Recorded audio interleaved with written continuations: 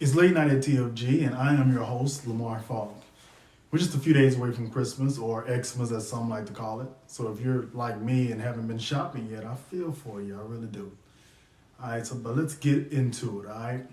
Cook County DA Kim Foxx is being asked to resign because she allegedly lied about continuing to communicate with Justice Smollett's sister before dropping the original charges against him. In the text message, she tells Journey, the sister, that your brother should be fine as long as he stays consistent.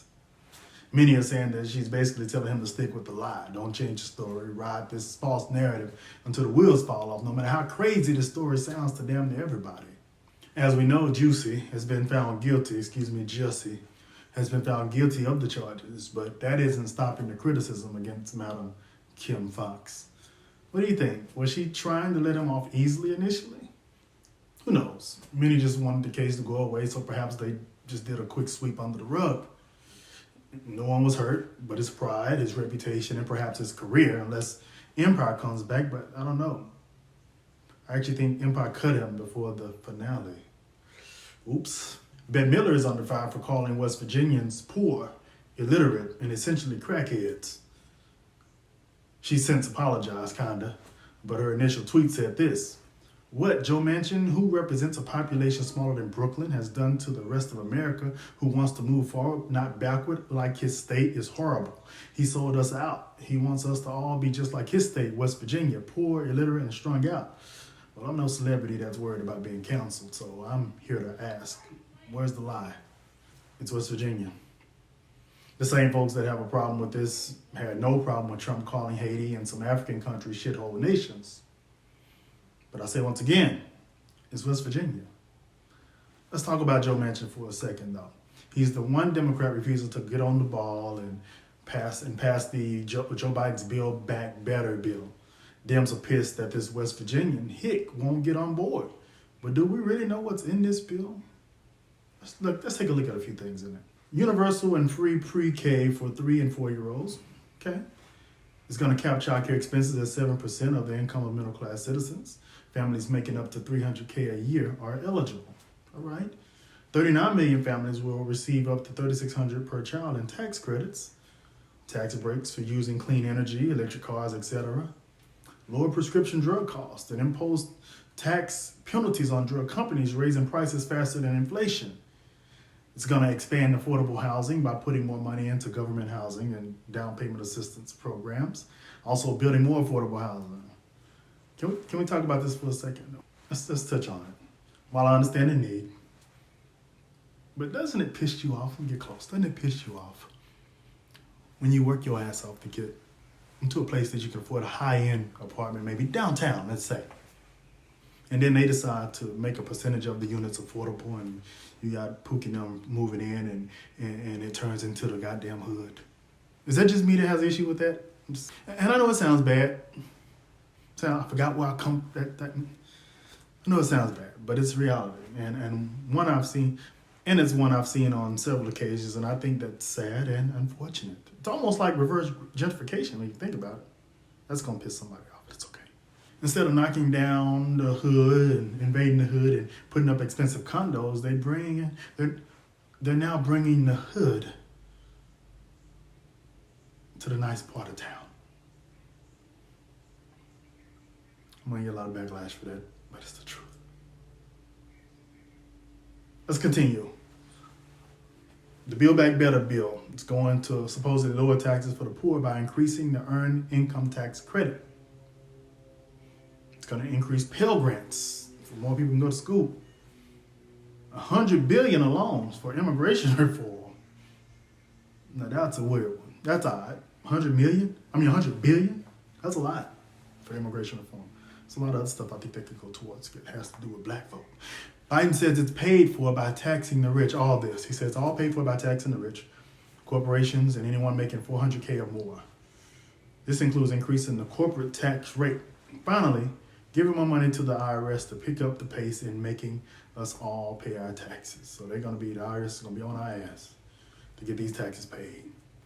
Everybody going to be on payment plans or getting bank levies, whatever we call them, garnishments. It's going to be interesting. That's how they're paying for it. The cost of this plan, you get $1.7 $5 trillion. Almost $2 trillion. They say they broke, but they got money. So what's the problem with this bill? Which of these points are indeed points of contention for the Republicans, the conservatives? The cost. That's the biggest part. They feel that nearly $2 trillion is way too much and that it will negatively impact the economy, particularly inflation. How? One might ask. The question that comes to mind is simply this.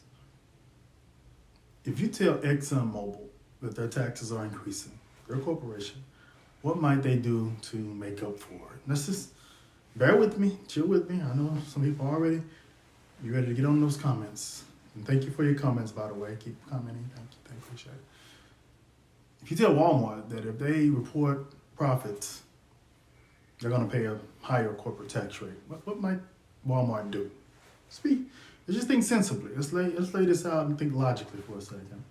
If you tell Amazon, which I order a lot of Amazon, especially the next day stuff, that their loopholes are being closed, many of them anyway, then what might they do when they're faced with more taxes, even though many feel they pay zero in taxes? If you tell Jimmy, the business owner in town that makes a good living, to the tune of maybe $401,000, that his taxes are increasing because he's considered the wealthy, even though salaries, I won't get to that yet, but his taxes are increasing and his ability to write off things is impacted, what might Jimmy do? The answer to that is, if you're talking to a conservative, that is this. The consumer is going to eat it. We eat it. We're all going to eat it. If you ask me, and I identify as a fiscal conservative and a social liberal, I say we're all going to eat it. We're eating it because Exxon is going to increase the cost of gas. Walmart is going to increase the cost of goods, the pork and beans and the home goods. Amazon will start to increase costs and our packages will start taking a little longer to get to us, perhaps. The local businessman, Jimmy, who makes the $401k a year that also covers salaries and other overhead, locations and things of that nature, product. He has to make up for that loss based on his growth projections, if he's a good businessman, mind you. But will it make the impact that Republicans are saying it will? Will it really damn us? Is it really going to affect inflation that much? I don't know, because I'm not an economist. I don't know. What you mean you don't know? You know this bill is out of hand. The whole damn thing is out of hand. Levy, I'm not having a guest on tonight. How did you even get in here? Well, listen here, Lamb, if that's your real name, I'll run this here. First of all, this is TFG. This isn't Lamb Levity. Same damn thing.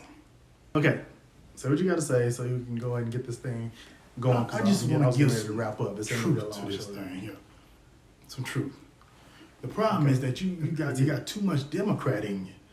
You can't be honest with these people. The truth of the matter is, slow Joe Biden is spending money that we just simply don't have. Not only that,